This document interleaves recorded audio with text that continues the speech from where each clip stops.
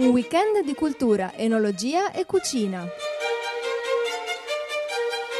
Tutta la bellezza dell'antica Portogruaro è stata esaltata durante i 3 giorni della manifestazione Terre dei Dogi in Festa. Gli abitanti del bellissimo comune hanno visto le loro strade popolarsi di cuochi, artisti, attori, nonché piatti e vini di ogni tipo.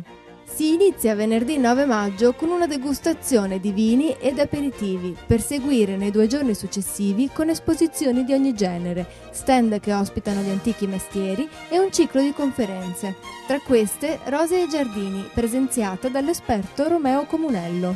Permettetemi prima di ringraziare il Comune di Portogruaro.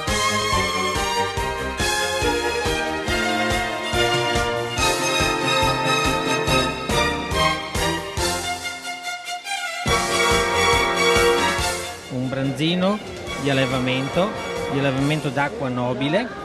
Lo abbiamo confezionato in 3 tipologie di pietanze.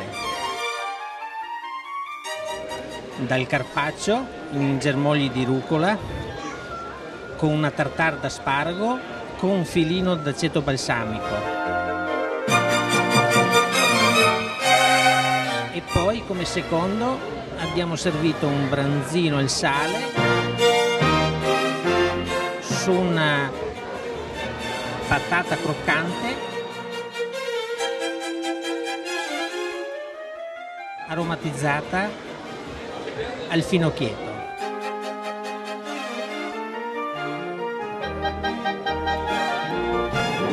Buono!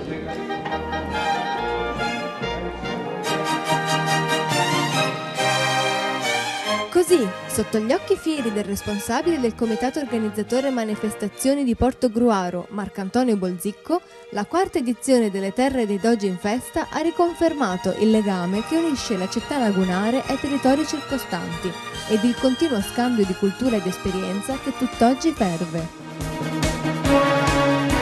Grazie a tutti, grazie per l'invito, graditissimo peraltro. Io ho preparato alcune immagini proprio per dare l'idea di quella che è l'acquacultura a livello mondiale.